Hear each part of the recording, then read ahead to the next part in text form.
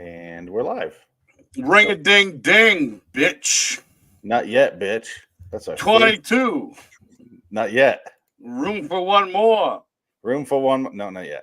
Oh, room for one less. That. You see what I did? Oh, I put these two episodes together. I just figured it out.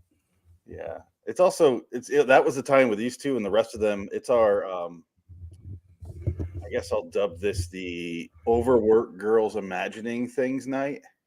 Girls gone wild in the Twilight Zone night. Girls gone mentally wild.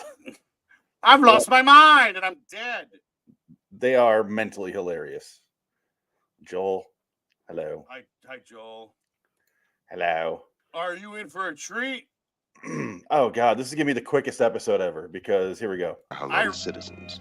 Welcome to LIW, the Twilight Zone. The podcast begins now. Hello, citizens. Welcome to LIW, the Twilight Zone, episode 448, Night Gallery 317. I think room for one less. You know, I don't want to say that's a waste of time, that intro, but what a lot of work you would put into that to be like, loitering Wonderland podcast. It's not done yet. It's okay. It's getting. Who are you? Who are you? Who are you to judge? Do nothing on this show but judge. Well, contributing. What's your fucking name, man? Come on. Oh, Dick Ticket. I'm sorry. I sound so echoey on this mic and like nasal, extra nasally. Extra nasally, like Steven Tobolowsky. Yeah, it's nasal and pitch. Stop that puddle. It's gonna be a no. Did you see that theory about Groundhog Day? Yeah, that he's the devil. Yeah, that was interesting. You're just now getting that? I just saw it the other day on. Oh wow, YouTube. Yeah, I think it could be like a 10-year-old video, but I didn't look at that. Dick Ticket over there. I said my name already. Did you? Okay. Yeah. Why you pay attention? There's an intro apparently. To this. Ooh. Yeah, Rod does a quick little intro for. I read something about Rod hating Jack Laird, so I'll bring that up today. 520. Rod was not a fan of Jack Laird. In fact, he thought they were stupid. Here's the intro. As usual, following the course of the old switcheroo on Night Gallery, a painting called Room for One Less. And he's the fuck out of there. Yeah, the way he walks away, I want to share. He hates it. He walks away like I'm being forced at gunpoint, absolutely contractually obligated to do this, and I'm the fuck out of here. Oh, look at that. No. This was not aired, by the way. This was never aired on television. That's why it looks like absolute shit. Yeah, it's a VHS transfer, it looks like. Yeah, it's awful, but good God, this was a miserable experience. Jack Laird not only wrote it, but he directed it. And it's a story where there's a maximum occupancy of 10, so the guy fingers another guy to death. He blows up, right? Yeah. The end. I couldn't find it. I couldn't find it on my drive. You can play the whole thing right now. Yeah, well, we'll get in trouble. I don't care. Yeah, it's so terrible. Here you go. Room for one less. I'll turn the sound off. How about that? Because the sound is there. You go. There you go. Yeah, do that, asshole. The sound doesn't I don't think there's any dialogue. Why didn't a plane crash into this building as Jack Laird was directing? Oh man, it is called a sound stage. Here we go. It's mostly an establishing shot. And it's like it's fucking B-roll from another movie. It's all right. They're getting there. There's like chatter here, but there's no actual lines of dialogue you need to hear. I hate it already. It's stupid. It's not even worth our time. It's a 1. And I think there's Tucker Carlson in the bottom left. Hi. All right, we got some masks. 10 passengers prohibited by law. Oh God. And then he has oh God. It's the worst of the Jack Lairds. And I had to give it a 1 because you can't go lower on IMDb. I'll go -1. If I could take the stars I don't want to give this and give it to something else, like maybe Die Hard with a Vengeance that we're going to talk about later, I could give it those stars. You know what? I'm going to give all the stars to Jack Reacher. I just watched the season premiere of season 2 last night. Is it good? It's great.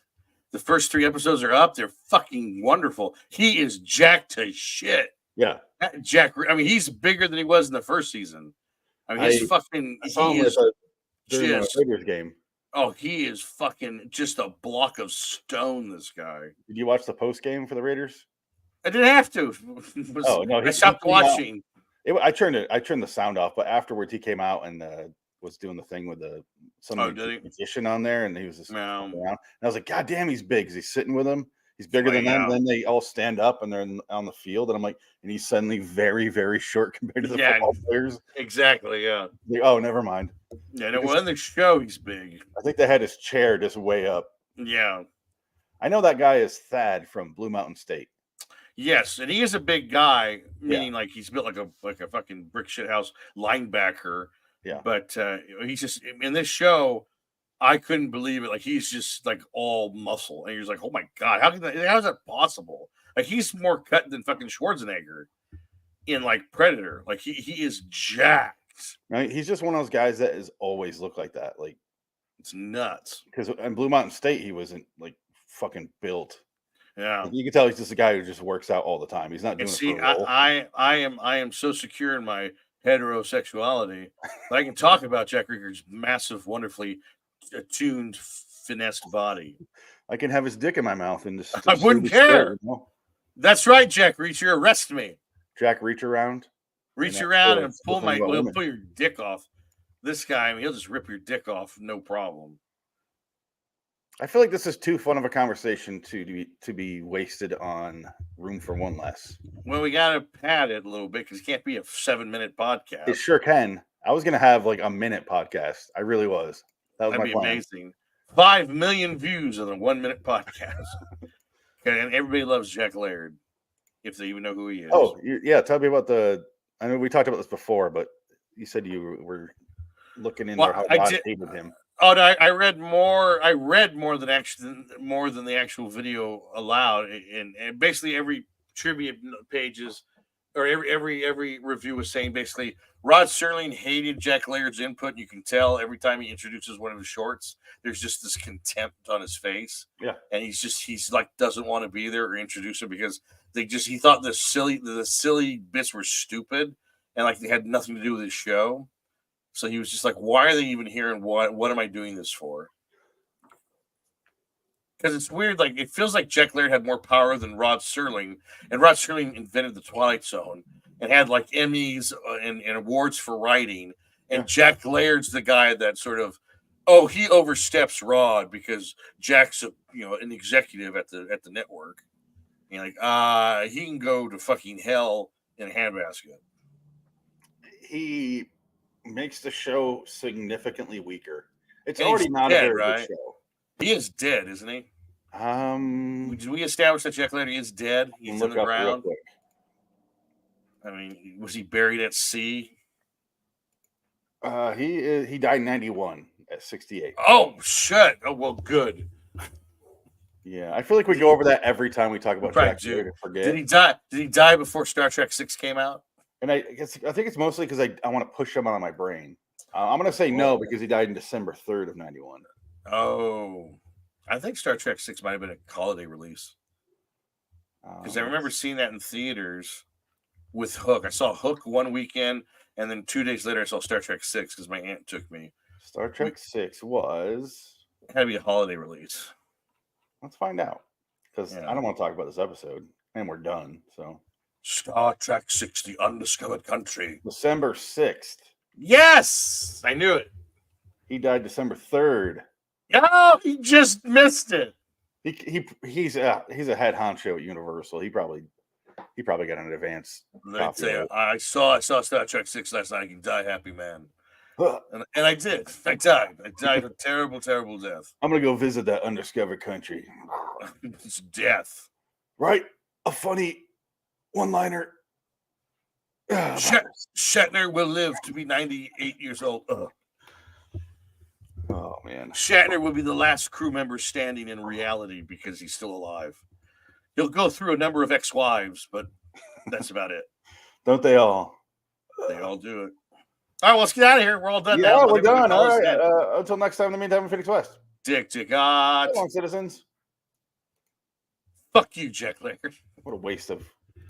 What a waste. Oxygen. I think that's the fastest one we ever done in history. That was fast. Not fast enough, I'd say.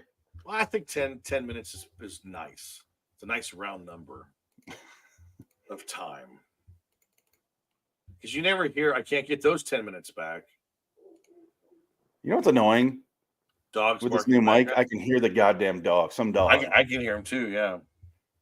And I haven't heard him all day. I've been in this office all day. Haven't heard him.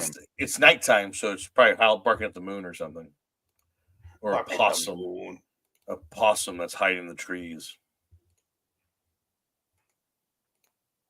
We're standing in reality. Sure can. I was gonna have. All right. Look at your background. Looks like you're in a high school civics class. Does it look like I'm in the? You're like in the high school. You're at the yearbook class of high school, which I never got. I never did a yearbook in high school. You never bought one, or you never? No, I have them. I didn't get my sophomore yearbook, but I do have the rest of them. I have every single yearbook. No, I don't have my sophomore. I think I had to steal one. I think I found one. I just took one. I think I might have it now. I can't remember. I bet in like small towns, if you go to like their Goodwill, you'll find a copy of the local. I've never seen one. High school yearbook. I know that all the storage war people, like the storage people buy storage lockers, obviously. If they find yearbooks, they sell them online. They go for like $100. They can sell them, and people do buy them because they're very rare. Because if you're not going to get one anymore, yeah. Anymore, and you're 55 years old. I want to remember Debbie Chichawa. She was that girl. I went jerk off to Debbie. I miss you. I loved you. I loved you, prom queen. Why did you have to die in that car crash?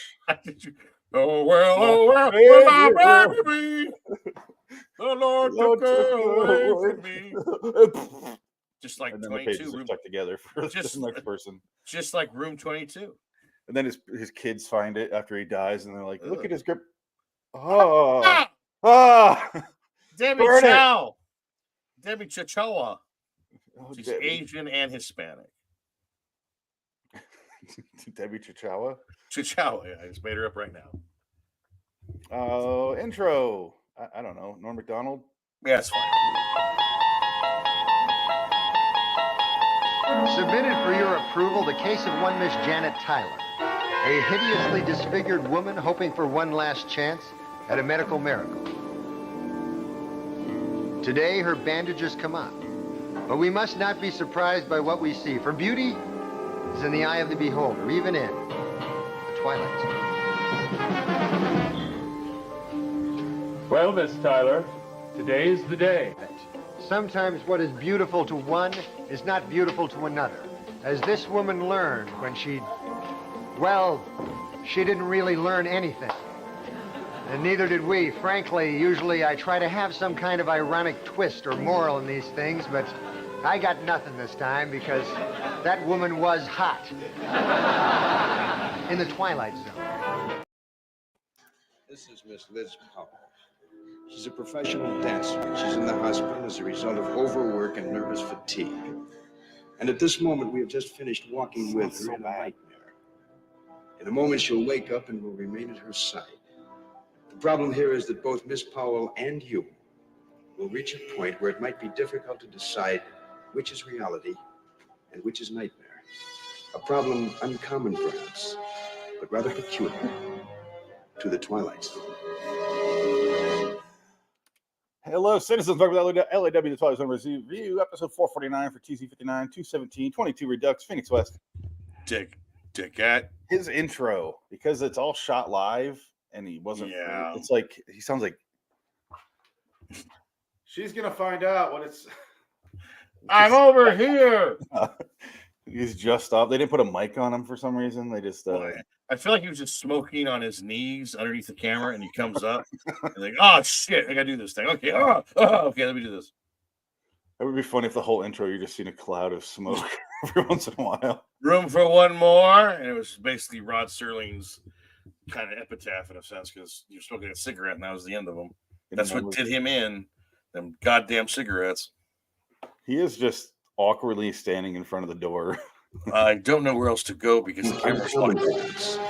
The video. It's one of the 5 or 6 video episodes that we discussed last week. Yes, it has. Yeah, it's definitely. Yeah, it's one of them. It's ugly. It ruins what could be a classic episode, really. I mean, is this considered a highly considered episode? I'd say it's middle of the or upper middle tier. What does the British man say?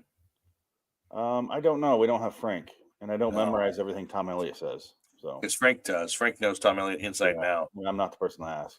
Yeah. Definitely a fan of Tom Elliott, but I don't. I'm not gonna remember. Come on, we're professionals, Dick. That wasn't me. That was the show. Oh, okay. Rod got a cell phone call. Must have been. Yeah. I will answer this after I do my smoke break. Ugh. So, is this your first time watching this episode? No, I've seen this one before. Okay. Do you remember it being a video, though? I do. Which I always thought was kind of odd. And I was like, oh, wait, was this 5th season? And no, 2nd season, or 4th season. Where they did all the... No, but I know, but the 4th season is when they did all the... they did the... hours? Yeah, the live ones or whatever. There's no live ones. No, from the 4th season. Nope. No, I mean 4th season. They're all taped. I mean, what? No. Or what season? There's no season where they're. This is the season where they did the video ones. They look like they're filmed live, but they're not. I thought that was the whole season. They did that. No, it's like 6 episodes of season 2.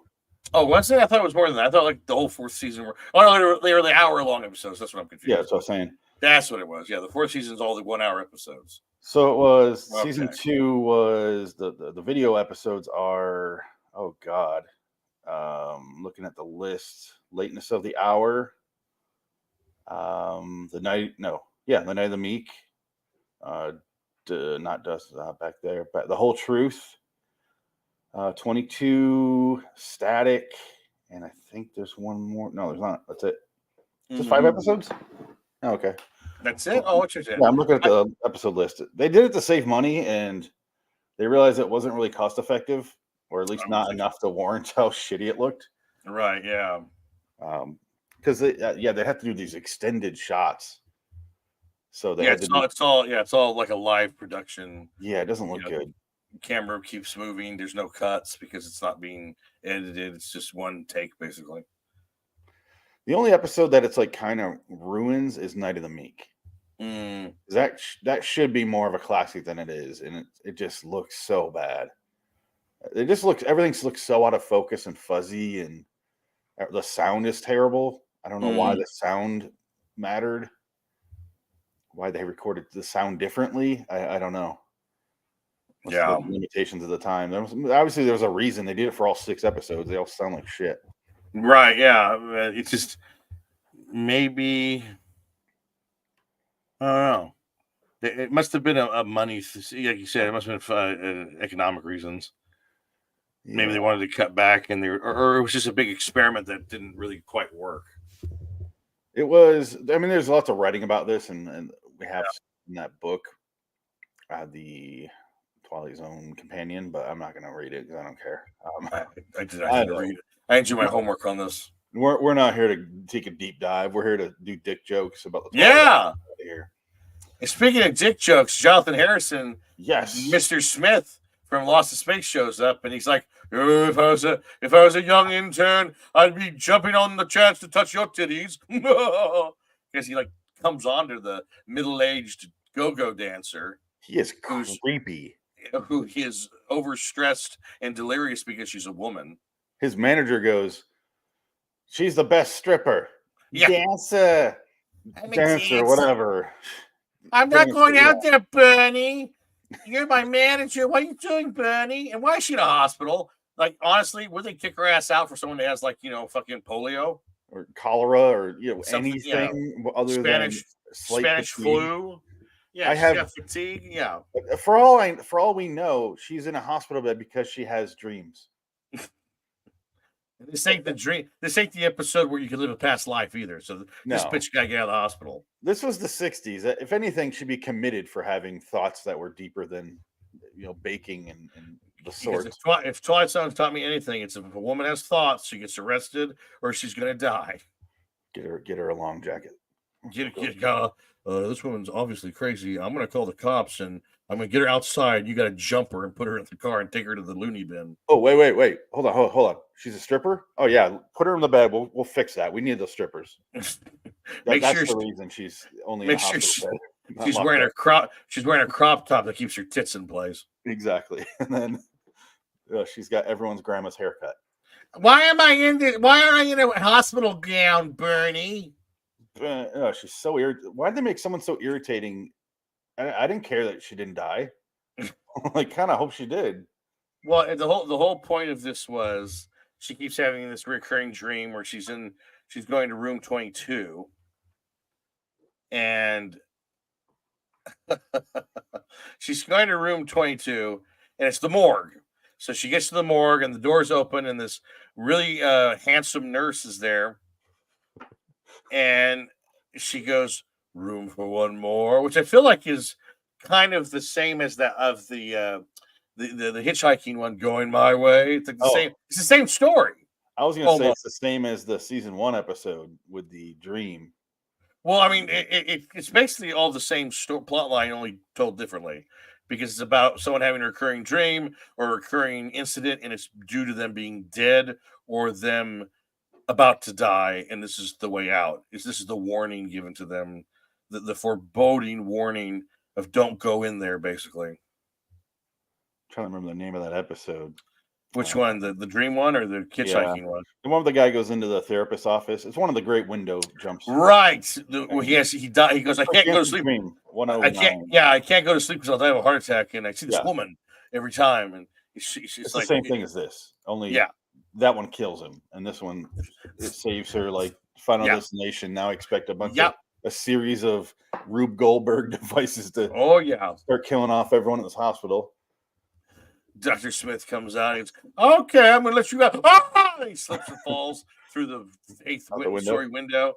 He slips on a piece of ice that Bernie left behind in his hot toddy. We know Twilight Zone hates windows. This is true. I could play that clip.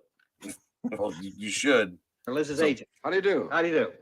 You make an old doctor wish he were a young intern. Look at her. That's amazing. I'm going to ogle you from the side here. And then creepily in your ear. I'm a Seth Rogen laugh after sexually harassing you. I can kind of see the outline of your boobie. Because I love women, that crop top that you're wearing. He says in the most effeminate voice ever. Does anyone want to smoke a cigarette in the hospital room? Because you're just hot. I'm used to spending all my time around a little boy. I don't want to do that anymore. I'm sick of that little bastard. Oh, man. Yeah, he's dead. It's funny, though. Kind of that shot is dead, by the way. Yeah. Everyone in that picture is dead. We're used to seeing that on this show. Well, that's what I mean. It's just weird. It kind of takes you out of it when you're like, oh, wow, they're all dead. All those people are dead. I want to show you something. They had lives that went on for 60, 70 years, and that was that. The one time I remember to show not so much you because you gave it to me, but show the audience, I turned the desk around so my normal view. Oh, yes. There it is. Yeah. I got this signed by Ron Haggerty. Congratulations. This limited edition card has been personally signed by Ron Haggerty as Ben in Dead Man's Shoes. And he's with his dead left hand. There you go. Like, those guys, I don't know how they get an autographed card from an actor that was in the Twilight Zone, unless it was like hanging out on a legal paper, like a legal contract, and he just kind of cut and pasted and just copied it over and over again for the printing of the cards. I'm looking up if Ron Haggerty, when he died. I think he died like 5 years ago. Oh my God, Dick! And when did he die? What's the year? That's why we have a card. The man is still alive. Holy shit! Born in 1932, the year of our Lord. Oh my God, he's still kicking. Ron Wow. Haggerty. Good for him. Yeah.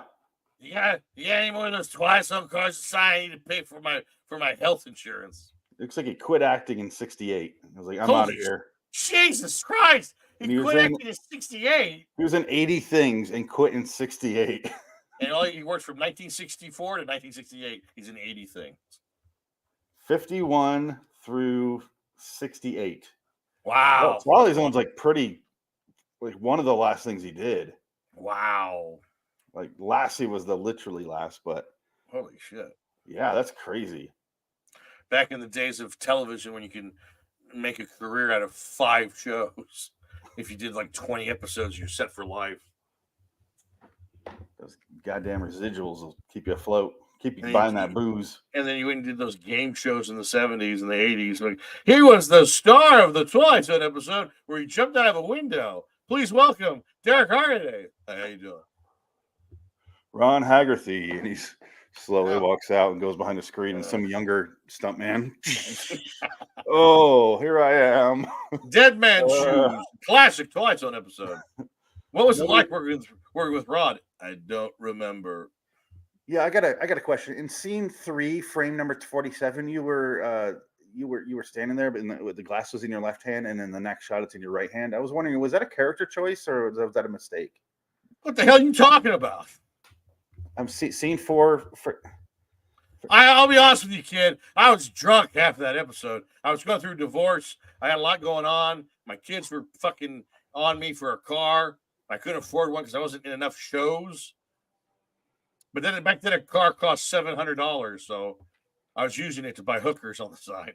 Yeah, I got a question. Is the only reason you're still alive because you quit acting in 1968? That is actually true. That is very true.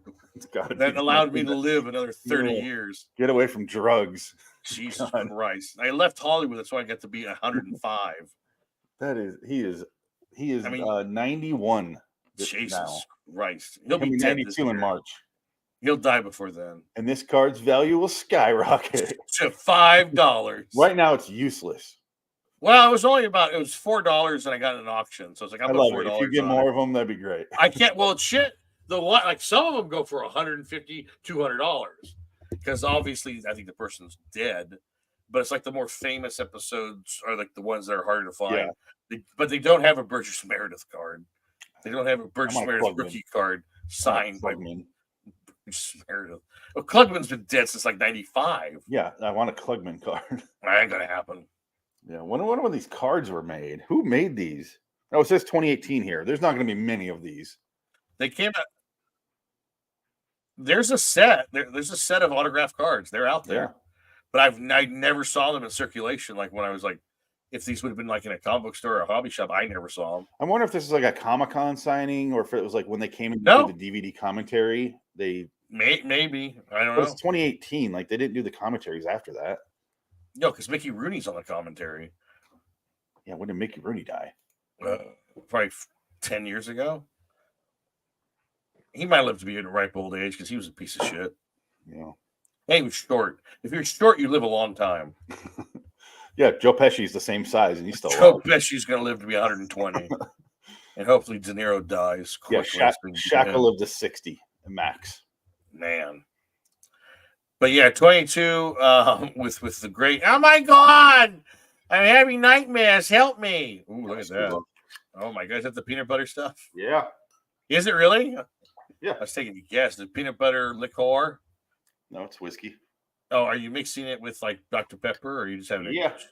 Oh my God, is this a special Kit Kat Dr. Pepper from Arizona, or is this a regular Dr. Pepper? It is a salmon Dr. Pepper. Delicious. I was going to send you a picture the other day because we got, or did I? I don't remember, but I found a Cheetos, and apparently because white people don't know what the word elote is.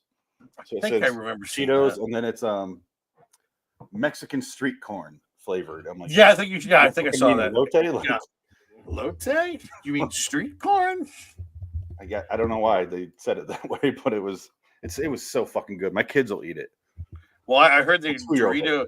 Doritos is doing a liquor, a Doritos vodka or Doritos whiskey, something like that. Yeah, I heard something about that, but I was like, It's like no, that's not waste Doritos. It's $50 a bottle. Yeah. Who'd buy that? Rappers? You did buy it. It's back there. I will when I see it. It's delicious. We'll probably get it 4 years before you do. Oh, you absolutely will. Yeah, you guys get all that stuff. I forgot I put this on the poster. Shot of Glorious videotape. There you go. I put that on all the video posters. See, that's a lot of work. You got to show that off. Yeah, that's tough. That takes time, right? That's cut and paste on a picture. That's a lot of work. Drag and drop and type. Oh man, yeah, that's tough. Yeah, my wrist. I got carpal tunnel from it. I know. Jeez, just for a show you get no money on. You make nothing off of this. No, not really. This is all for love of the show. Yeah, definitely. Love of entertaining others. That's what we do here. We entertain. That's what we want. I don't so much care about that. I don't care about any of you. Unless you're the other. Hi, I'm here. Yeah. I'm here. Hi. Thanks for having me. It is definitely a good episode. It's just really bogged down with all the technical stuff behind the scenes. And the video is really it is a hard hurdle to overcome when you're watching this, because it is ugly and she's irritating too.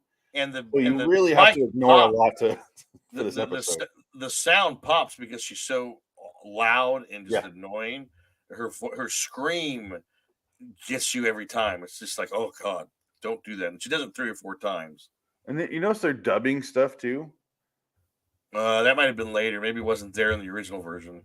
Well, I think they shot it and it sounds like shit because apparently their mics were just attached to their cameras. Or she kept saying racial slurs. She might have been. She's just a horrible bigot.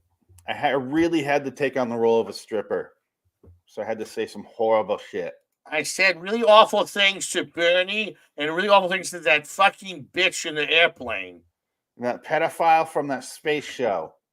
The Lost in Space show. Yeah, that's it. Lost in Will Robinson, I think they called it. Yeah, it's crazy. It's about an old man who sticks his penis in little boys' butts. What? The Catholic Church. Brought to you by the Catholic Church. Jonathan Harris died in 2002. He lived a long time. He was like 90 something. Yeah. He was an old guy. He was around. Obviously, he wasn't on Lost in Space until after the Twilight Zone ended. I'm just saying. Yeah, we're making yucks. Fred Wayne, who's the pimp, Fred Wayne died in 2018. So there could be a card of him. There might be. Yeah, you're probably right.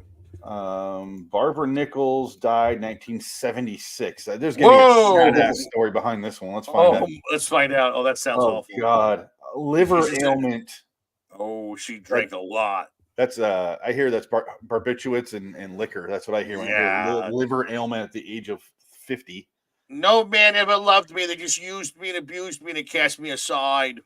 She's not even. She's 48. Oh my God. She looks like she's fucking 60 in this video.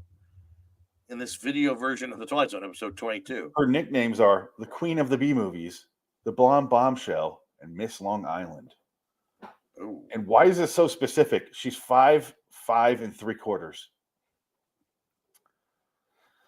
A serious Long Island car accident in July '57 led to the loss of her spleen, and another serious car accident in Southern California in the 1960s led to a torn liver. Complications would set in over a decade later, and she's forced to slow down her career.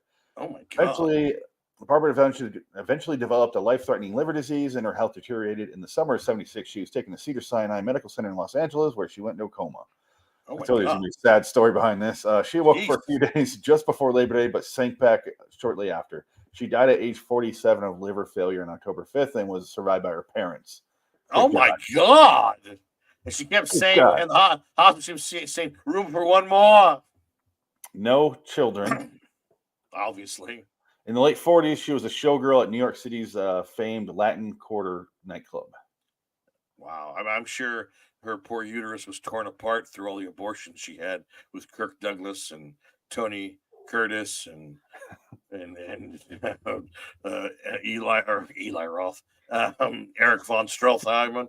Well, speaking of those guys, she was considered a minor rival to Marilyn Monroe, along with James Mansfield, Mamie Van Doren, Joy Lansing, Cleo Moore, Greta Thison, Deanna Dors, and Sherry North. So she was blonde. Yes. She blonde was blonde. with boobs. Blonde with some titties in the era where there was blonde and titty girls all over the place. Yeah, please. That's great. It's like saying Robert De Niro was an Italian actor in the 70s with all the other Italian actors doing Martin Scorsese movies. Yeah, very good. She was in a bunch of stuff. She's in Beyond a Reasonable Doubt. Hey. Fritz Lang movie. There you go. Where the Boys Are, Sweet Smell of Success. Some good movies. She worked. Yeah, and then it's a horrible death. I kept drinking and having a good time, just going out with everybody. Fritz Lang had a giant cock. At least Jonathan Harris died of a blood clot in the heart at the age of 87. What happened? Is that the age where we had that conversation where an old person where you're sad dies? Or not? Yeah, and you're like, what happened? Like, how old was he? 95. What happened? Yeah. It's like, well, he was 95. I mean, shit. It's been a fascination of mine for years of figuring out that exact number. I forget what we landed on it. I go younger than you, I think. You go younger. I go way older. If you told me your uncle died at 72, I'm not going to have a follow-up question. If you told me that at 52, I'd be like, oh. Well, my grandma died at 659. That was a sad one. What happened? See? Yeah, that's a bad one. That makes me. But if you said 72, I'm. Yeah, that would have been better. 72-year-old died. Like right. My grandfather died at 91. See, so no follow question at all. Yeah, he had a good run. Because your mind fills in the blank of that's why they're dead. Right. The number does. So even though you could say 91, he was stabbed to death by my grandma. Well, no. Oh, God. The one exception to the rule is Desmond Llewellyn, Q, from James Bond, remember? Because we were like, oh, he died at 90-something. Well, he died in a car accident. Yeah. On his way to some, like, James Bond, like, Comic-Con or whatever. Some James Bond-a-con. That's how Llewyn Davis died? Yeah, he died in a car accident. Yeah, I think he was on his way. Oh, the great, yeah. There's no money in this. I was like, is he going to notice that I said that? Llewyn Davis, very good. The great Llewyn Davis, played by what's his name? Oscar Isaac, the great Oscar Isaac. Oh, stop treating me like a retarded child or something. He's still kicking. Yeah, Shatner is going strong. He ain't going nowhere. Rocket Man, burning through the heads of Iron. It's just my job, 5 days a week. Have you seen that video of him doing the oh yeah, the Rocket Man? He's Rocket Man with a cigarette. Yeah. Oh my God. The camera work alone is worth watching. Oh my God, so wonderful. It's just my job, 5 days a week. Smoking a cigarette. He's like staring out into space, going, slowly out in space.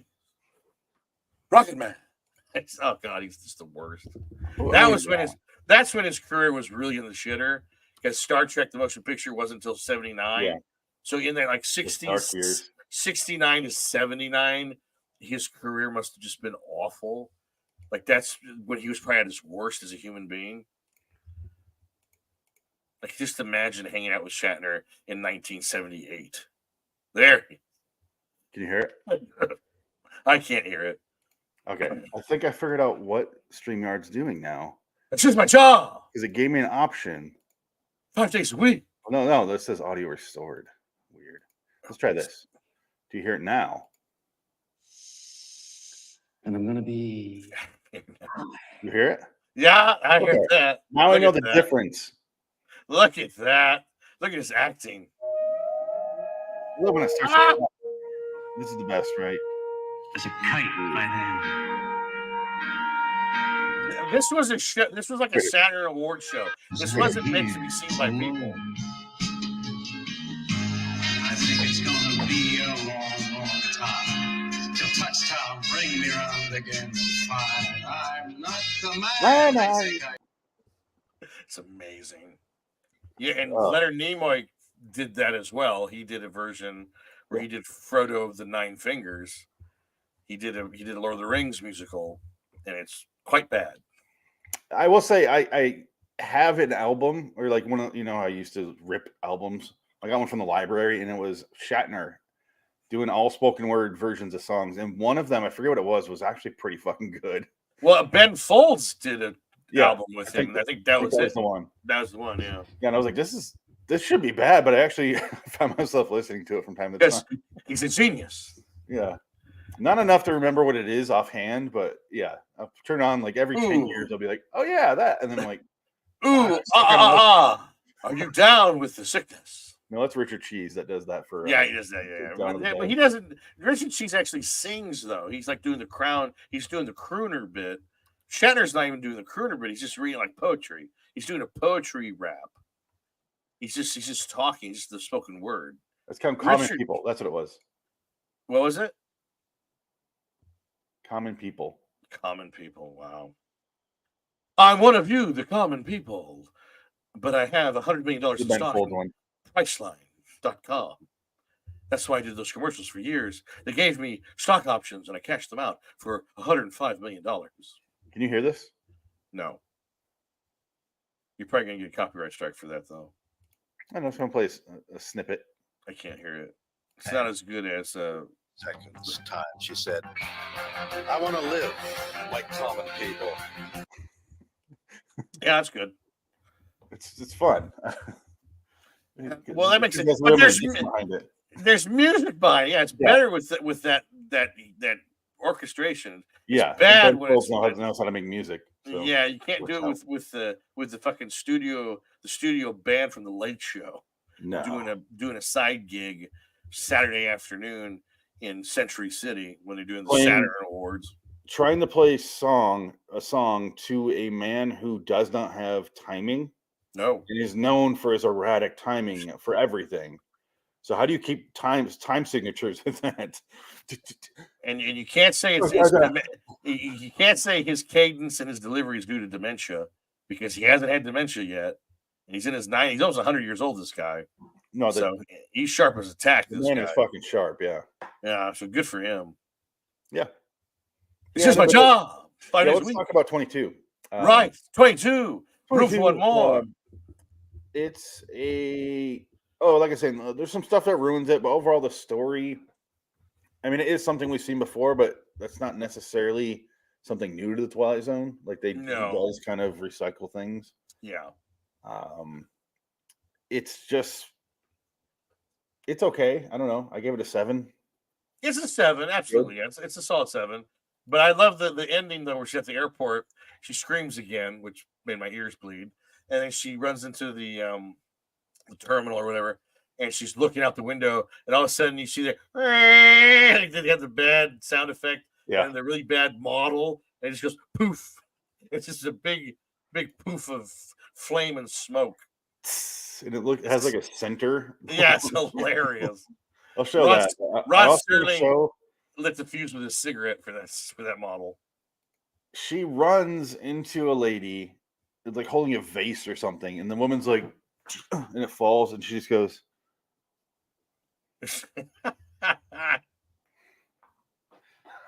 Like zero reaction, really. Whatever she's carrying was so important. The bitch had to bring it through the fucking airport. It had to be held. She couldn't. I don't want to risk putting this in my luggage lest it be broken. And here she is, just. I had to buy a seat for this thing. Yeah. Well, that's over. Oh, well, there goes that. Go back to staring at the psychotic candle clock on the wall. What is that? Now that's a piece of 50s architecture right there. Is that like a north, south, east, west, or is it plane propellers? What is that? It's some kind of satanic symbol for Pizzagate. So they marked it territory. It's whoever is cursing this plane to blow up. It's the sign of their omen to come. Yep. The omen for the tragedy. All right, here we go. Yeah. I want to see her reaction. Oh, shit.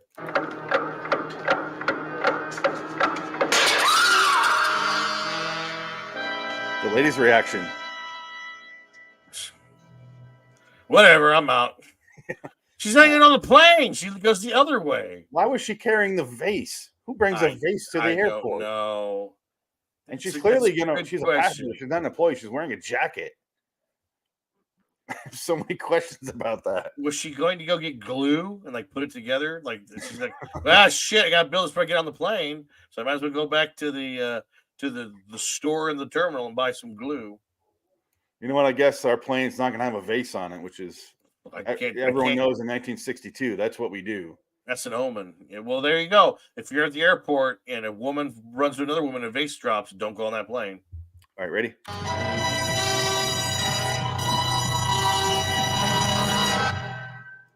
Room for one more, honey.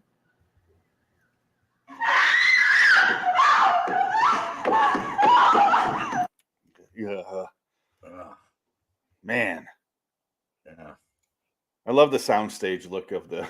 Yes, it's very stagey. We can hear actually right here. You can hear everything. You can hear the echo of the soundstage. Listen. I will also give a special shout out to the music of this episode. Right here.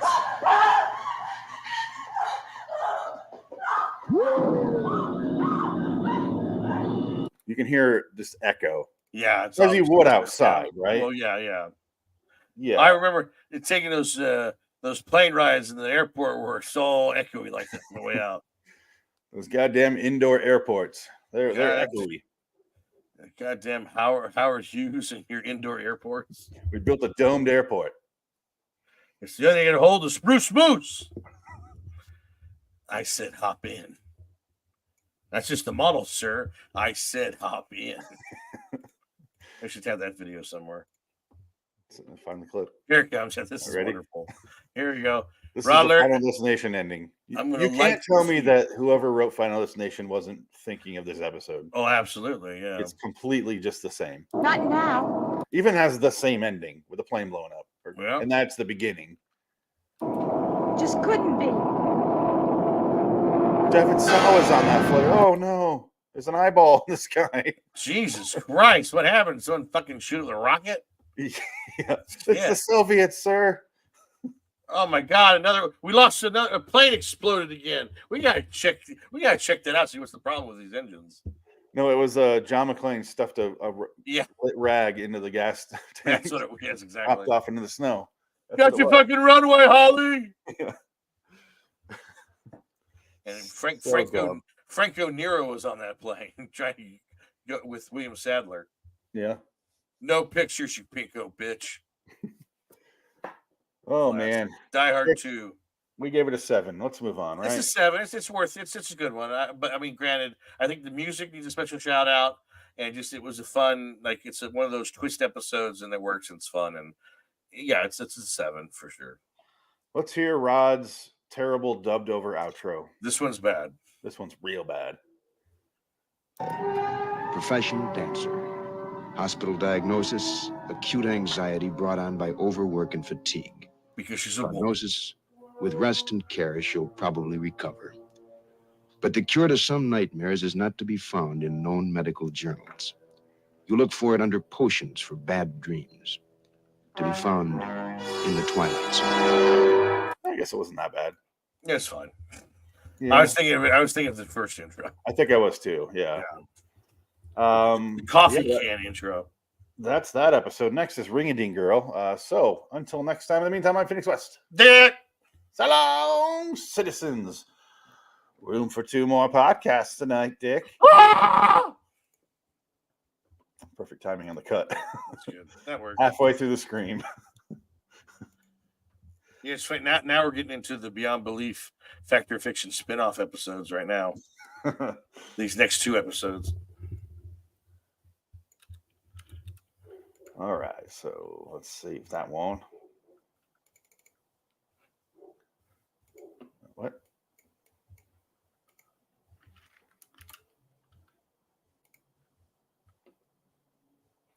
Dun dun dun dun dun. Dun dun dun dun dun. Dun, dun. Oh, I'll change the background while it's saving. I'll do that. Hot time, summer in the city. Oh wait, wrong show. Making my neck getting dirty and gritty. Looking for a kitty. Just nothing to be a shadow in the city. What the fuck? Oh, we have plenty of time to quote that movie. Oh, we'll be doing that soon. It's mostly what I'm going to be doing tonight. Somebody had fun. Does it look like I'm in the... I mean, there's lots of writing about that. There's an eyeball. All right. Let's put that here. Good. And we can move on gracefully into our next program. So, what intro should we play then? What haven't we done? Simpsons? Okay. Yeah, it's fine. Simpsons. I overshot the Simpsons. Where'd they go? There they go. Stop! Don't you see what's happening here? They're fattening us up so they can eat us. Oh, come on, Lisa. You don't believe me? Then just look at this book that I found. Humans, you have stopped eating. Listen, you big, stupid space creature. Nobody eats the Simpsons. Bordering in Wonderland, the Twilight Zone review. They thought we were going to eat them. Good God. Is this some kind of joke? No, they're serious. Come home. Come home. Auntie M. Introduction to Bunny Blake, occupation film actress, residence Hollywood, California, or anywhere in the world the cameras happen to be grinding. Yeah. Bunny Blake is a public figure. What she wears, each thinks, says is news. But underneath the glamour, the makeup, the publicity, the build-up, the costuming, is a flesh and blood person, a beautiful girl about to take a long and bizarre journey into the Twilight Zone. Dun, dun, dun, dun. Hello, citizens. Welcome to LIW, the Twilight Zone review, episode 450. Whoa! 513, Ring-a-Ding Girl, Redux on Phoenix West. Dick, yeah. Milestone episode. Hi, Dick, yeah. Because it's 50. 450. 451, not so much. No one cares. No, the next one's going to suck. Yeah, it's really downhill from here. Yeah, it's over. You know, they always say about podcasts is the 450th episode is like the peak. And after that, they start to fall apart. Yep, just look at Joe Rogan. Or don't. No, wouldn't bother. You can just not pay attention to Joe Rogan. That is an option. I don't know if men our age know that. You can just not pay attention to Joe Rogan. No, he is all. The man is not as smart as you think he is, and even he knows that and admits it. Yeah, he admits it. He's just curious. He's a curious guy. Yeah, but then he says stuff, and you're like, "No, Joe." What happens if I put my dick on it? And then scorpions get it. Sorry, I spent way too much time on Fear Factory. I'm going to fill an aquarium with snakes, and you're going to jump into it. I'm going to put this on your asshole and see what happens. Oh, I didn't like it. It's weird. Man, scorpion bites suck. Ow, I punched the mic. Ring-a-ding girl. I had not. Okay, so I have not seen this episode before this. You didn't do this in season 5 with us? I don't think I did. I missed out on this one. I was not around for this one originally. I forgot to do the lookup of the last episode and the last week. Usually when I do Redux, I say the time we originally did it, you know? Oh, yeah. Did not think about that for Ring-a-Ding Girl. Look that up. So when did you guys do this one? 1985. That was May 19th, 2020. During the height of COVID. Wow. So I was around, but I was not around for this episode, I think. Me, Frank, and Adam. Yes. Yeah. What about the last episode? What episode did we just finish? Room 22. I wasn't part of that. I don't think I was for that one either. No. Where's the previous one? We originally did that one October 15th, 2017. That was just Frank and I. Yeah, I was not. 2017. Wow, 2017. My God, man. Good God. That's why we're at 450 episodes. Yeah, I'll do it. That's gonna do it. This is our 9th year doing this show. Jesus. 450 some episodes. And many more. Like 160 more. And then we're done. And then we'll start watching Monsters and Amazing Stories, and then we move on to Friday the 13th. Inside number 9, we can finish that. Oh yeah, there you go. We'll have so much more time to finish. And Lee Martin's Midnight Hour, we can watch all that. Never again. Every episode. Twice, maybe 3 times. You know, we haven't watched that show in probably a year and a half, and I'm kind of glad we haven't. Go on YouTube if you're watching or listening, and check out Lee Martin's The Midnight Hour. It's a simple little show for public access TV that was shot in my home state. We have our theories on the creator of this show and his hatred for women. His hatred for women, because it's apparent he has a very strong attitude on how women should be treated and how they are in reality of his mind. You know what? It is Twilight Zone related. So let's play. It is Twilight Zone related. It is. Let's play his intro to some random episode. Random. And the acting is superb on these episodes, by the way. Yes, let's hear Lee Martin himself. You'd think they'd all be this would be a Canadian show, but it's not.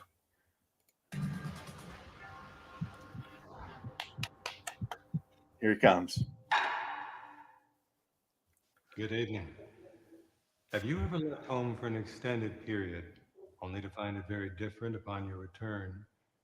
Or did you ever sense the people you knew best were keeping you out of something? Well, if you have, you'll know how a young man named Cameron feels in tonight's story. The school year has just ended.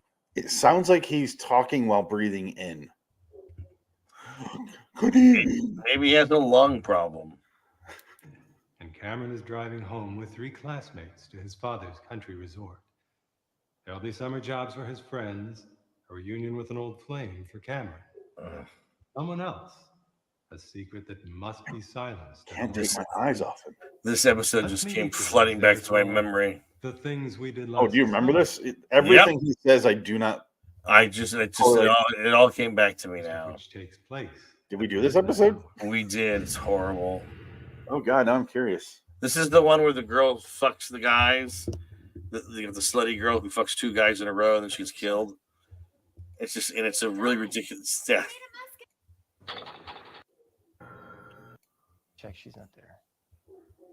Why are you looking for her? Because I'll be honest, Dick. It looks like every single episode of the show. So you're not wrong. I remember a lot of them. It's like buried. You remember that one ham sandwich you had like 12 years ago? Nope.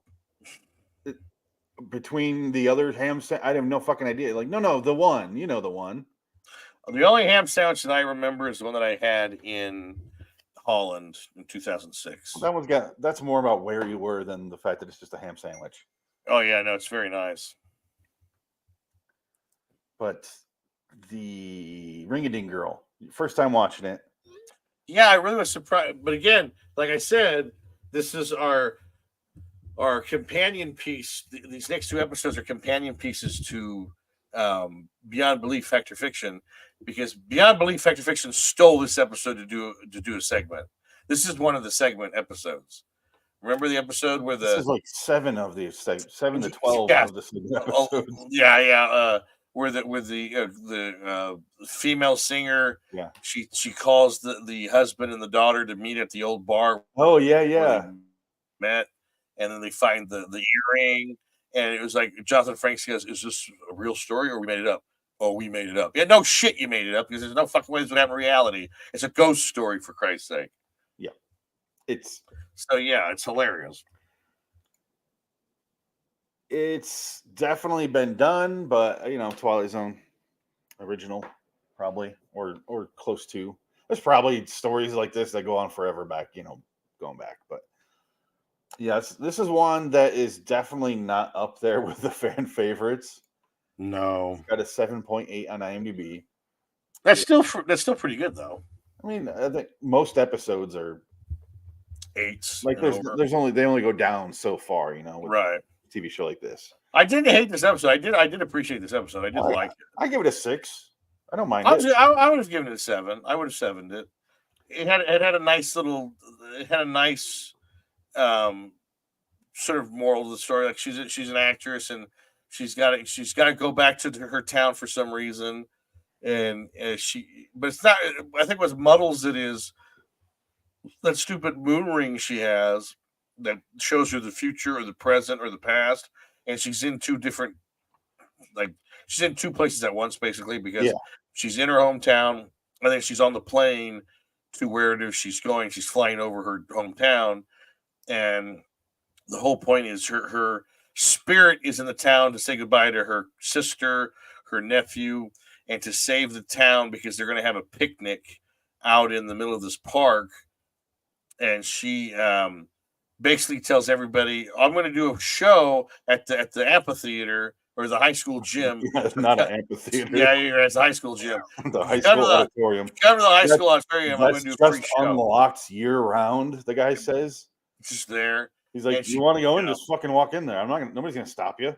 So not only does her ghost school of children, her ghost manages to convince the people at the high school to open the doors. She goes on the local TV show and promotes it, and basically says, "Hey, come on out. I'll be there, and come out, and I'll sing you a song and do a little ditty.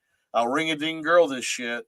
And then everybody doesn't go to the park. While you say that, the fuck is a ring-a-ding girl, and how do you get famous for it? Well, I think it means famous for owning rings. Rim job girl. That's what it was. I just don't understand what a ring-a-ding girl is. I might be a little too late here, but it was your idea. It was my idea. It would make good publicity if the ring-a-ding girl collected rings. Oh, I nailed it. Haul your fantail out of here. All you're going to see of that plane's a vapor trail. Oh. So, okay, so she's not famous for collecting rings. She is already the ring-a-ding girl, whatever that is. Well, she's famous, yeah. It's established she's an actress, and she's in like big movies, and she's doing the variety thing. She can sing and dance, and she's the ring-a-ding girl. Duh. Which means nothing to me. Ring-a-ding-ding. It's like when someone that's 90 hears, "Oh no, he's a TikTok star." They're like, I still don't know what that means. I don't. I live in this time period. I don't like it. Trust you, grandson. God, I'll send you the $6,000 for your TikToks. I would give anything to go back to like 1987 and just live in that era. Yeah, it's before everybody ruined everything. Before everyone had the accessibility to do everything and just bog down the entire industry. Oh wait, that's what we're doing. Shit. Sorry for our 450th episode. Let's talk. This is 451. Oh, by the way. This is 450. 451. Not quite. The next one is. Oh, I thought this was 451. No, that's what can't she type? God. Ring-a-ding girls, how we're celebrating 450. Okay, fantastic. I lost track already. I lost. Sorry, you want to continue with the have the auditorium? She had an auditorium, and then everyone in the town goes to the auditorium instead of the picnic, and then her plane crashes essentially on top of the picnic. And I guess her plane must kill 5 or 10 people that went to the picnic who were just like, "Yeah, fuck that show. I hate the ring-a-ding girl. I want to go get my fucking turkey on rye hero and go eat in the park this Sunday." Oh God, it's a fuselage, and then it gets crushed. It's like Donnie Darko. Yeah, at the end, it's basically this is a Donnie Darko prologue or Donnie Darko inspiration story. It's Donnie Darko. Yeah, no, I mean, I was going to add something, but no, it's just flat out Donnie Darko, isn't it? Only Donnie Darko is slightly better. Oh. I think it's kind of funny. I think it's kind of sad. The dreams of which I'm dying are the best I've ever had. Because Frank got stabbed in the eye, so he does this at the end. That's right, yeah. Okay. I love Patrick Swayze. That's right, he's a pedophile in that movie. He's crying. Man. Good old Patrick Swayze. I always think when I watch Donnie Darko, I'm like, man, he saved, he helped a lot of people doing this, but Patrick Swayze's victims are still out there. And then he's going to have more because he's going to double down. Yeah. He's going to double down in his shame. He reset everything, so therefore Patrick Swayze is not going to get found out. Nope. I can't keep behind. What's that? The line that woman has about sparkle motion. So I doubt your commitment to sparkle motion. That's what it is. I doubt your commitment to sparkle motion. Yeah. You know how many people I know in Odessa? That many. The same actress from No Country for Old Men. Yeah, she's in. I got the cancer. You have no commitment to sparkle motion.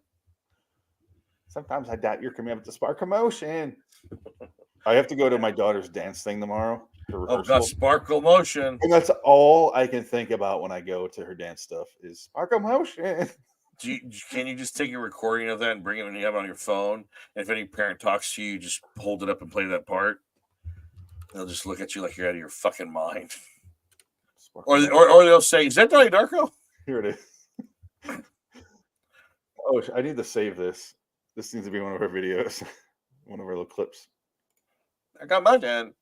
I was the obvious choice to chaperone them on their trip. But now you can't go. Yes. Now, believe me, of all the other mothers, I would never dream of asking you, but none of the other mothers are available to go. I don't know, Kitty. It's a bad weekend. Eddie's in New York. Rose, I don't know if you realize what an opportunity this is for I didn't realize it could be such a long clip. Yeah, it's good though. No, it's our fantastic. daughters. This has been a dream of Samantha's and Here it all comes. of ours for a long time. I married her a leading dancer. Sometimes I doubt your commitment to sparkle motion. Wow. I don't know. It's so funny. They got that David Lynch music in the background. Yeah, the Works ethereal. fantastic. It's Well, there's wonderful. it's David Lynch without the grinding of doors closing. Right, yeah, yeah. Metal. No industrial Cameron Yeah. Mitchell garage doors closing. No industrial symphony. Close the fucking door. Yeah. Anyway, so I think what you're getting at is with the plot of this is how the fuck does this weird mood ring work?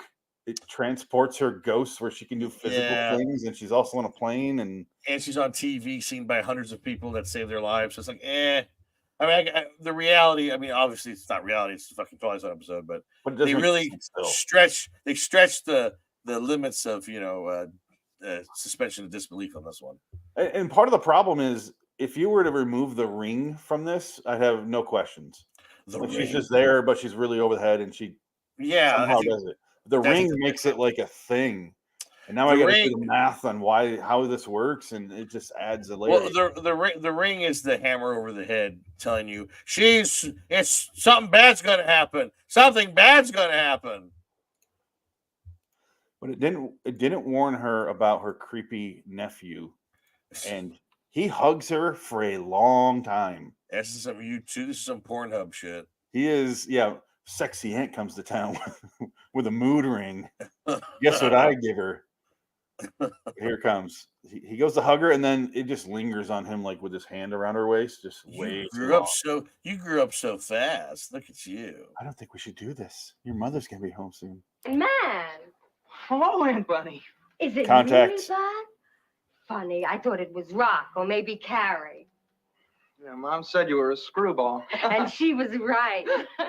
Gee, it is good to be home. I'm so anxious to see everybody. He is still. It'd be funny if he just had a big boner. Those khaki pants. You see the all my old friends. I didn't mean to hit play. I can't stop touching you. Look at him. Hey, I know the bathroom. It's just. But I think you should go upstairs and take care of that. Oh, I'm gonna go upstairs and take a bath anyway. And then the My begins. prostate. He's peeking through the door. Yeah. Who's there? Nurses. Naughty nurses. I have soap suds in my eyes. Let me look for who was in the doorway by going like this. Anyone there? Yeah. And then she finds him. And that's how Pornhub goes. Fixes the You cable. picked the right day for it. You remember the Founders Day picnic? I find her strangely attractive. There's something about her. She had Michelle Moynihan quality going on. What? Michelle Moynihan. Oh yeah, that is what it is. Yeah. She got a Michelle Moynihan thing going on. And they didn't give her the super friendly lady light that they always did in the Twilight Zone. No, at this point, yeah, they were like, "You're a character actress. Fuck it." Yeah, you can see wrinkles. It's crazy. Again, this is also 1963. Like this is the tail end of the show. Man. So, like the 50s episodes in the 60, 61, they were blind. Like they cut to the lady, and she's just like, "Yes, I'll make the sandwich." Good God. Ring a ding girl. It's okay. I don't know what to say about it. It's got a nice, poignant ending to it, where the sister has her closure, and then she gets the phone call. Clothes on. she gets that phone call. I don't mean to tell you this, but Ruthie was on the plane. I saw her body. She's dead. No, I saw her body. She's all fucked up and torn open, and her spleen was out, and one of her tits were gone, and her eyes popped out of her head. And she spent the last 20 minutes gurgling on her own blood and dying slowly while cursing you. It was weird. She had a half of the plane glass in her forehead. It was really bad. What makes that scene so funny to me is he goes, oh, yeah, I saw her. She's dead. And she dead. Goes, she's like, Ernie, she's right here. My sister's right here. He goes, no, I just saw her. She's dead. They pull her out of the body on the plane. Instead of thinking he was the one who was mistaken, which makes way more sense with a bloody dead body that was in a plane accident, he knows the sister's wrong about seeing her sister. It makes no he is very dead set that he saw her. What did he do to that dead body? He's so sure. Well, that's the thing. I had to make sure it was her, so I checked for her birthmark underneath her skirt and her panties. I knew she had a birthmark right next to her vajuju. Everyone knows she has a labia birthmark. And everybody knows she has 3 nipples. I couldn't tell if it was but she was so horribly burnt and disfigured, it was hard to tell. It was like pepperoni. It was like a Tara Reid nipple. Anyway, I'm going to get some of that Dorito street corn before it leaves the picnic. It would have been better if he's like, oh, your sister's body was on fire. It was horrific. Smelled great though. She looked fantastic, by the way. She smelled delicious. She left a fantastic corpse. But this episode, Ring a Ding Girl. Yeah, I mean 7's fair. I think it's there's a quality to it. It's kind of charming for me. I liked it. I like the ending here. This guy, here it is. I just saw him. Jim, my sister is right here now. I saw the body, Hildy. Why does he assume she's wrong? What a weird thing to do. I saw the body, you dumb bitch. Yeah. Because she's a woman. She's hysterical. And I like the fact that my biggest complaint with this is it really doesn't seem like she saved anyone. The thunderstorm is needed to crash the plane, but also the thunderstorm would clear out the goddamn middle of the park, so nobody would be there. You'd think, right? So I don't really think she saved anyone. They have tents. They had tents. They had covers. You know what would have been funny is if she really hated this town and then the plane crashed into the high school. Fuck them. 5,000 children died. Yes. Just got everyone in town to go there and then just crashed their plane there using ghost magic. Oh my god. Black Sith magic.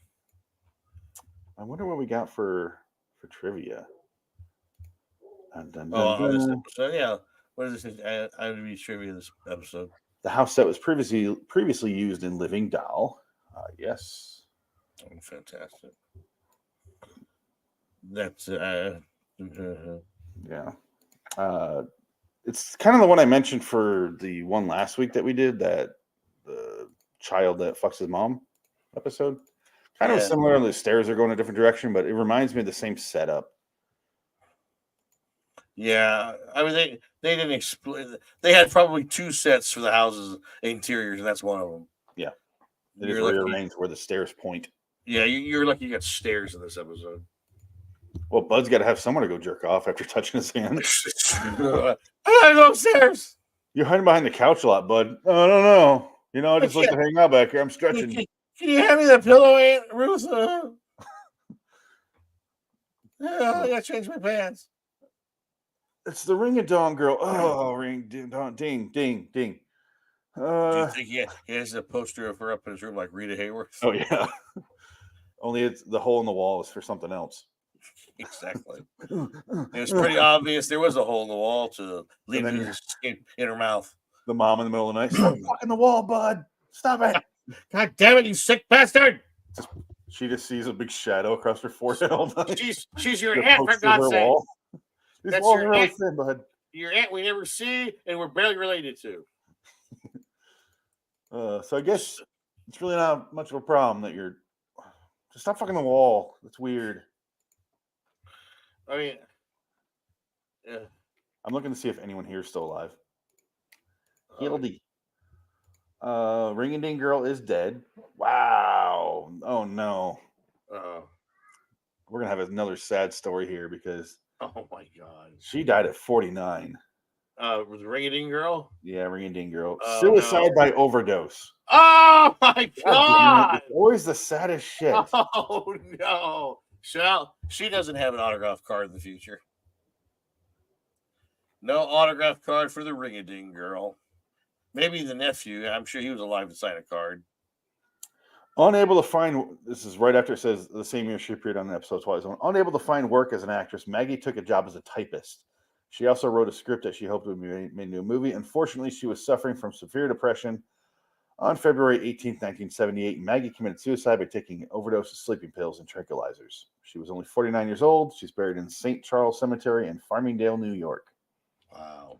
Why is everything sad in old Hollywood? Well, I'm sure it's sad now, just those stories don't come out yet. No, it's not nearly as depressing. Man. It's just because now they just turn to porn and that's it, and then you don't hear about Well, it. it's the adults only. It's the fan pages or whatever. Yeah, but now back then it was like, yeah. And then he took his life, and then he shot his wife and killed himself. But it does come out from time to time, I guess, because you hear about actors that do that. Yeah.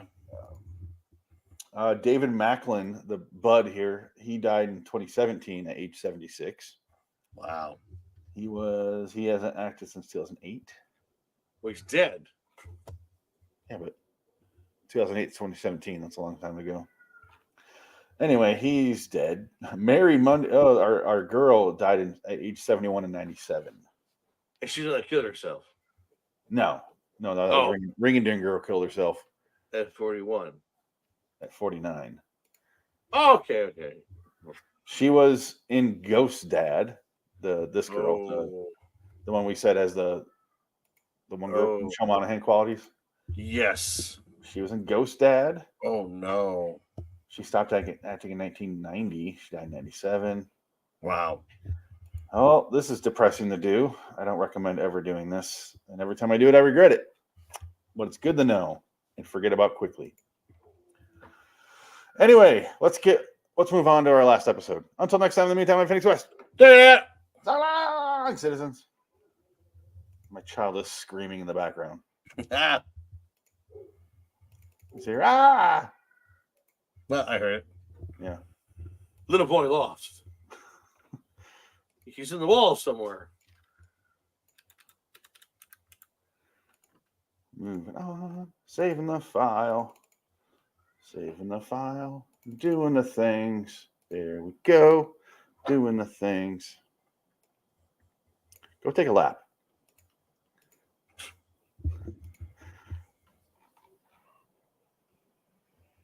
Are we going to the next one now? But can she type? It's Part still- two of still our saving. okay. Part two of our Beyond Belief Yeah, Extra Fiction spinoff We series. did that. She was only.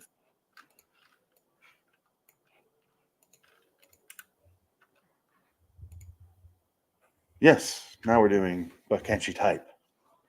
But can she type? She types. She's the secretary. It's like secretary masturbatory fantasy It's fan fiction. Well, it's or secretaries. for secretary. It's without Maggie Gyllenhaal being spanked by James Spader. Yes, a little different. I'm going to see if I can shut the door out there. You go ahead and tell me what you think about this episode. Actually, Well, yeah, go ahead. You got Pam Dauber, who was an icon of the late 70s and early 80s. I think she was in Mork and Mindy. She was Mindy. She's married to the guy who's the lead on CSI or NCIS, I'm sorry. And I think I fucking forgot his name. He was in Summer School. He's in a few things. What's the guy's name from it's not Richard Dean Anderson. And it's not Major Dad. Who are we talking about? The other actor in this episode. Oh no, I'm sorry. Boss? No, you know what? It wasn't him. I'm sorry, but that guy he is a character actor though. I've seen him around. He's in a lot of stuff, but he usually has a beard and he's bald. He used to play a lot of lawyers in 80s TV. Yes, that's what. Yeah, he's in a lot of stuff. Is it Yeah, this Charles guy. Levin? Is that his name? I guess it has to be because he's the only other guy in this episode. Could have been Charles Levin was maybe the Except copy guy. Oh, he's like one line. I know. We're getting us out of here, miss. No. She jumps on it. Yeah. So this is what kind of bugs me about this episode. This woman obviously has a life. Has a life in this episode where she has a died in family. 2019. Oh, rest in power. Stop. Rest in power, Charles Levine. Oh, we should probably do an intro. Oh, that's right. You didn't think about that. You're traveling through another dimension, a dimension not only of sight and sound, but of mind. That's a signpost up ahead. Your next stop, dark territory. Bordering in Wonderland, the Twilight Zone review.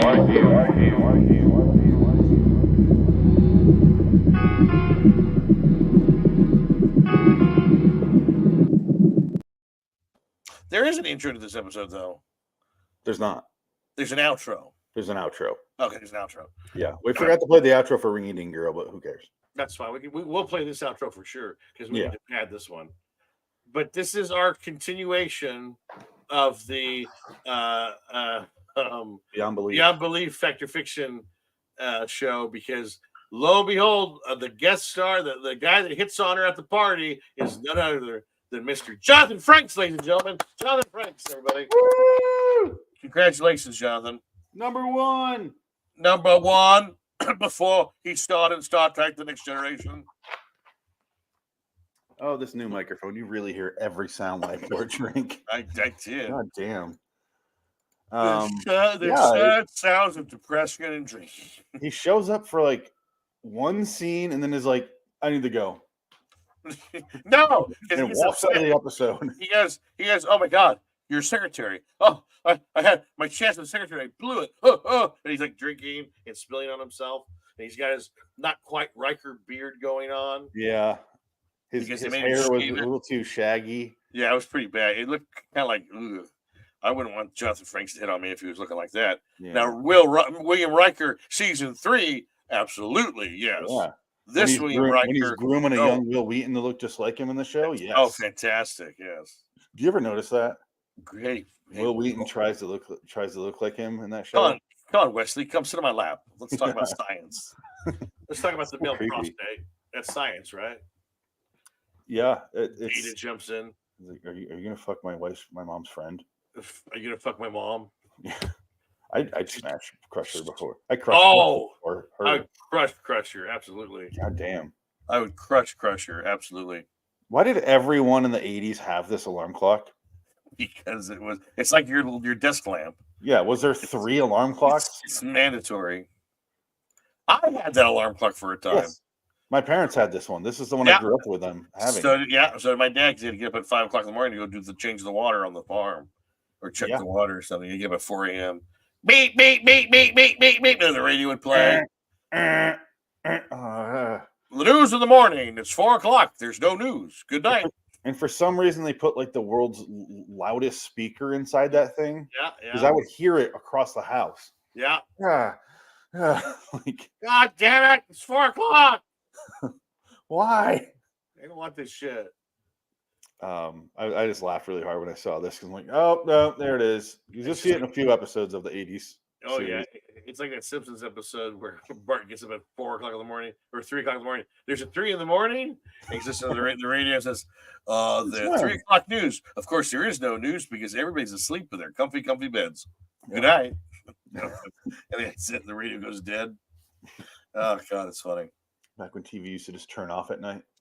Oh yeah, I remember. I've been watching those reaction videos because my life's a fucking mess, and I've been watching YouTube first timers watching movies. You know, they're all middle 20-year-old millennials or 30-year-old millennials, and they're watching these movies for the first time. And Poltergeist, the first reaction to Poltergeist, opens, and they go, they're completely amazed. This concludes our broadcast day. Yeah, they're completely amused, and they're like, they can't understand that. They're like going, what? Did TVs used to do that? I don't understand. Like, what is that? I've never heard of that or seen that before. I was like, yeah, well, Paul Mooney said That's back when TV had dignity and it turned itself off at 2 o'clock in the morning. And he's right. Back in those days, because TV didn't have to be on 24 fucking hours a day. But it's so much worse now. Just think of the fact that TV goes around and there's 7,000 channels that do that. It's all because of, I mean, enough people pay for advertising at 3 a.m. It'll stay on. You're gonna get that fucking 3 to the 3 o'clock hour to the 9 o'clock hour is for all the people who are drunk and stay at home, because that's where all the lawyer commercials are on. Yeah, or boner pills and Girls Gone Wild and the black bars. I remember those days. You don't see those commercials anymore. No, those are gone. Because you don't need them. You got your fucking phone. Yeah. Your phone has access to all the triple X-rated pornography you can imagine. You literally look up, show me that video right there. Right, exactly. For free, uncensored. Yeah. Oh, there it is. I don't need to buy it. All right. Nope. And that guy went to prison. Remember that guy who owned those videos? Oh, God, it's wonderful. What a wonderful scumbag. life. What a scumbag that guy was. So overworked girls imagining things night. This is our conclusion. And that's what this episode's about. But can't she type? She's a girl gone wild in the 80s. This is the equivalent. And she goes to, she has to make 35 copies of a report for her boss in the morning. Oh, by the way, it's Christmas Eve. Isn't it Christmas Eve? This is a Christmas episode? I think so. Yeah. So she has to do 35 collated reports and print them up. And then she goes to the copy machine. And it's 80s, so it's at business.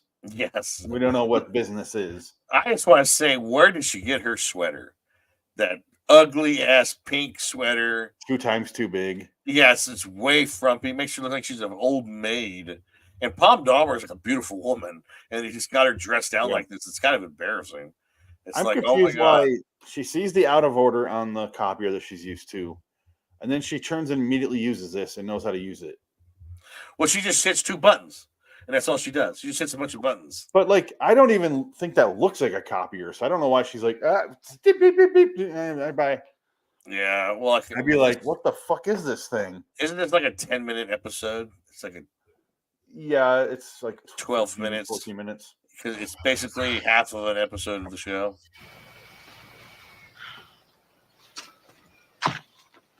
Look at this thing. It's like a tank. It is big. Yeah, it's giant. It's made out of cardboard. Right, it is. I just want to show. It looks like it has a face, eye, mouth, like a fish. It does, yeah. The fish bag. So she just push random ass buttons. Yeah. There's no words on the buttons, just pictures. It's like, well, what's that? And it makes the sound of a Simon. Yes, it does. They're utilizing the old Star Trek soundboard, basically. Why is everyone saying joined? This is like a cult. Did you join? Are you a I was bot? just saying the word joined. All these bots are joining to watch their AI world. Thank you, bots. Take over the world now. We enjoy the loitering and the Wonderland programs. Please watch with us in the join chat viewing room. Are you guys real? Message us. Say something. I want to see if they say anything other than come to my website and see me jerk myself off and time me up, and I'll send you dirty limericks. That's where I know Pam Dauber from. Stay tuned. Yeah, stay tuned. She's married to CIS guy, the guy from summer school. CIS. The NCSI or NCIS. I'm sorry, NCIS. I think it's it's Mark Harmon. Oh, really? Mark Harmon. She's married to him for years. Because it's the same guy from summer school, right? Mark Harmon's in summer school, right? Is that him? Yeah. Yeah, I think so. Yeah. No, she has always been cute. Yeah. Yeah, she's a good-looking lady. Mark and Mindy. Mark and Mindy. She's been on. I think Kate and Allie was the other show she did. Was that her, Kate and Allie? I don't see Kate and Allie, but it could be. Maybe not. I don't think it was some other '80s star who had a show with Kate and Allie. I'm looking for one that has Mark and Mindy was 94 episodes, and yeah, she was in Twilight Theater as well in '82. Wow, well, there you go. Yeah, no problem with her. I really don't have any problem with the actors in this. No, it's just It's a sweet. It's like a sweet, funny. It's like a Jack Laird Twilight Zone episode. That's what it is. But it's better because it's coherent and has a story that goes from point A to point B and it ends. Whereas that Jack Laird just hangs on a stupid moment and doesn't do anything. She presses the buttons. She has to make the 35th copy. She presses different buttons where it shows like bosses in the corner or something. And then she copies and it's like, and that takes her to the other dimension, I guess. Yeah. It's very similar to our last week's episode of 85, that Memories episode. Yes, very similar. And then she goes here and then she goes to her friend. It's like a stranger. I don't know why she's there. It's some art exhibit. Everyone's looking at her because she's a secretary. If you'll excuse me, I'll right. Oh, I missed it by a few seconds.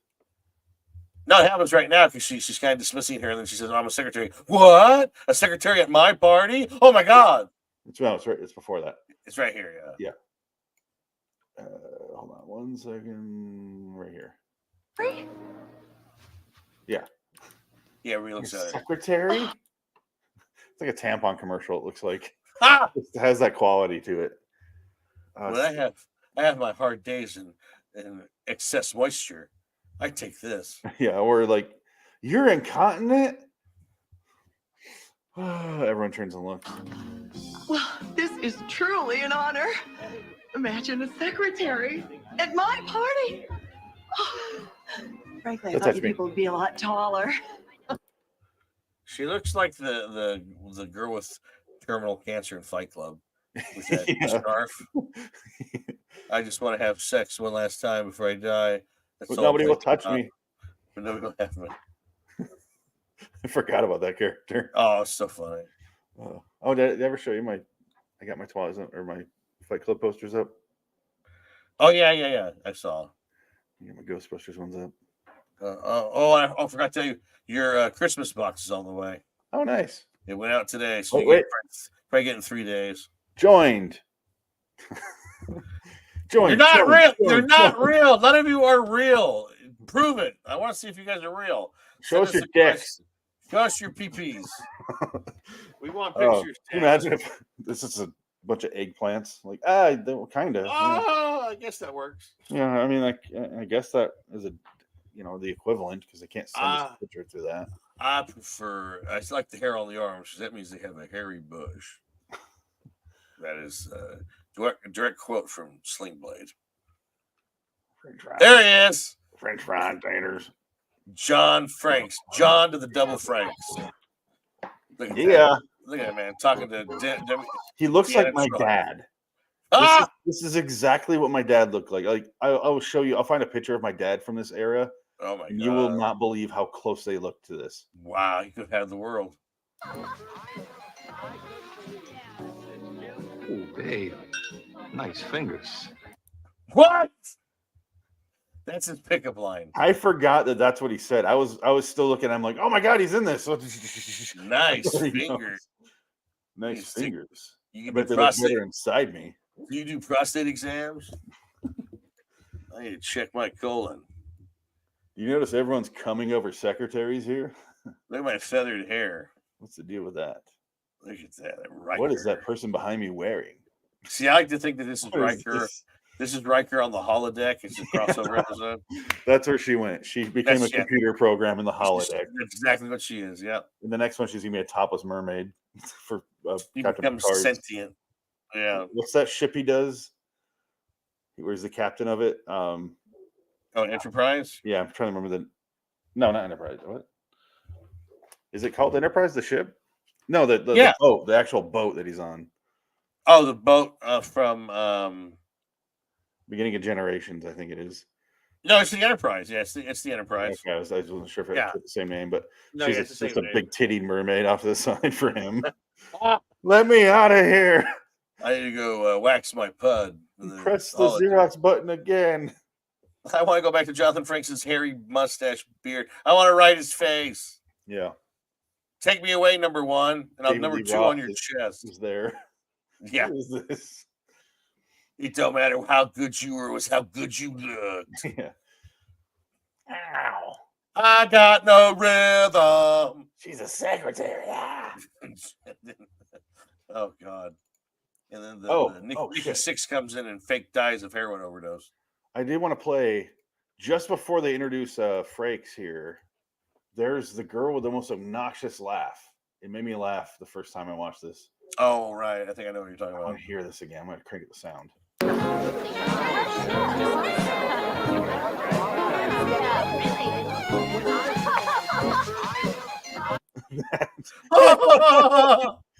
Sounds like the De Niro laugh from Cape Fear. Yeah. God. Watching Problem Child. That's the movie they're watching, which is so funny. In its own self, the meta concept of that is hilarious. Problem Child. That was a big movie when we were kids. Probably had a bunch of direct-to-video ones. Yeah. Probably directed by Charlie Martin Smith. Nope. Doesn't ring a bell. That's all right. Should it? Basically, the whole crux of this show is she's an unappreciated woman who does a thankless job, and she stumbles upon an alternate reality where secretaries are actually the superstars of the plane of existence. Fuck Frakes here. And you get to fuck Frakes. Look at that. Look where his hand's at. She's on a piano like a floozy from the 40s, like a lounge singer. And I have I correlated the 16 copies for him, and he didn't notice.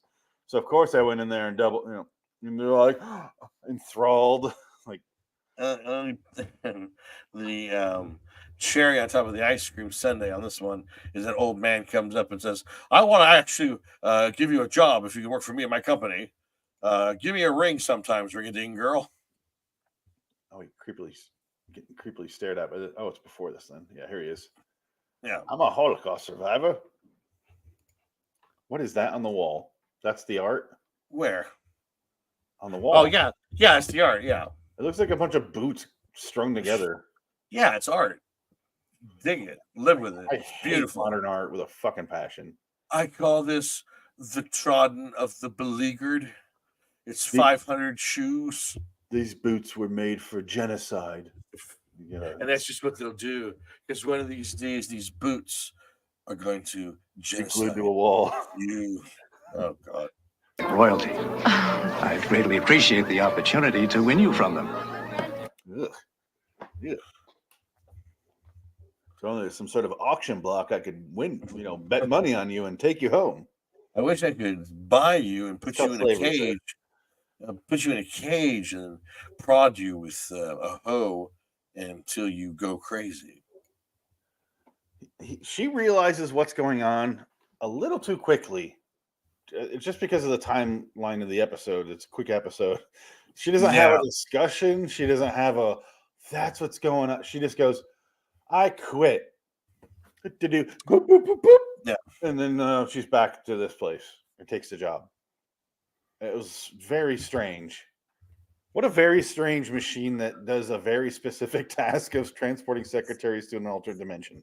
Exactly. Well, it's the reverse of that episode that we always talk about, the ones that we don't like, where the guy gets cursed for no reason.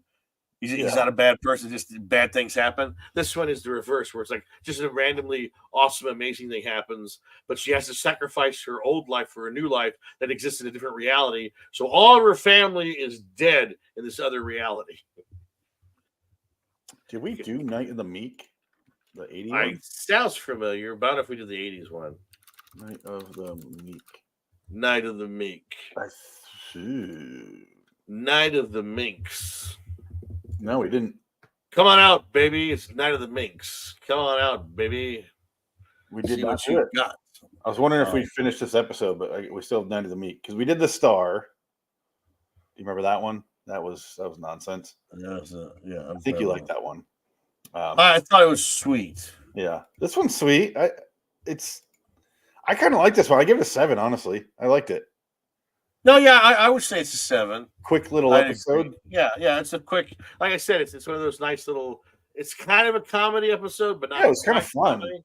It's just fluffy. It's like it's better than anything Jack Laird ever did. I honestly thought she was charming and funny in the role because she's on the piano, like I don't know, it didn't never bother me, and I was like, this should be a stupid script or stupid scene or stupid whatever because it's so over the top, like really over the top. Everything that happens at that party, but I was enjoying watching it, which I didn't expect. Yeah. So kudos to this episode. Yeah, you guys fooled me. Yeah, I didn't expect that. Congratulations, 1985 Twilight Zone episode. You got me to like one of your episodes. No, it's been a few that we liked. There's like maybe 6. Grandma was a fucking solid episode. Grandma is probably the best one. That's still the best one though. That is a good one. Do you like that one? Oh no, Toys for Caliban's the best one. Yes, with the retard kid. Oh, you like that for different reasons. The Asperger kid who fat. Oh my god, the kid shitting his pants over a teddy bear. Yeah, you like that one. No, but it is enjoyable. It has a 7.0. It shares. This is the B part. Part A is Night of the Meek, which we've not done apparently. Then part C is The Star, which we just talked about. Yep. We did that one a while ago. The Star. Oh yeah, it was a long time ago. Kind of slipped through my memory, really, what happens in that one. But next week on the show, we're going to do 3 episodes. We are doing the TZ85's 309, The Call. TZ59's 222, Long Distance Call Redux. Okay. I think that's the other VHS one that I mentioned that I wanted to bring up. I think, yeah, the Long Distance Call's the VHS one. So there is 6. And then the last one we're going to do is TZ59's 519, Night Call Redux. You know, so there's a theme with call. Yeah, very The good. Call, Long Distance Call, Night Call. It's going to be our telephone week. Are these themes working for you? Yeah, they're tangentially connected. Yeah, it works. It makes sense from a certain point. You're like, oh, okay, yeah, that's a connection. I feel it's better to compare the episodes that way than just randomness. No, then you can do like the Nazi Twilight Zone episodes. Yeah, have them all bunched up together. Then the Nazi Hour was the Dennis Hopper one, and then the new one where he the war criminal gets stuck to the painting and gets horribly rendered in like a horrible, monstrous, hellish painting. He's being tortured for the rest of his life, which is wonderful. The last week of the year, we're doing Chameleon, the Fear Redux, and then the first episode of 85 called Shatter Day. That's the Bruce Willis episode. That's Bruce Willis. Yeah, that's a solid lineup right there. Yeah, and that's how I originally planned to end the year on our marathon, but we don't. We'd have to do 3, 6, 8 more episodes, so 11 episodes next week or the last week of the year. Yeah, and I don't think that's going to be doable. So we'll just do 3 and then finish the other ones. Yeah, that's all we can do. That'll be February because January is just going to be Nick Cage. We're just doing Nick Cage in January. Oh my God! Well, why not? Nick Cage in Hollywood is dead. Anyway, until next time. In the meantime, I'm Phoenix West. So long, citizens. But let's hear the outro. 1341 in. That's right. Here-ish. Oh, I forgot she actually goes and gets the job and gets in the limo. Forgot to mention that. You get a limo? She gets in a limo at the end. Oh, that's right. It's because she's going to Paris. She's got to go to Paris for that new consulting job as a secretary in Paris. I hope you don't mind. I'm flying you first class right now. We're taking you to the airport right now. I need to solve the problems in Paris. There's just too many of them. And you're the only one that can save me. And I'm starting you off at $125,000 a year. There's an episode of American Dad that I think whoever wrote that clearly saw this episode because it's very similar. But that one deals with like time travel. And Hector Elizondo in it. And he runs a hotel. Anyway,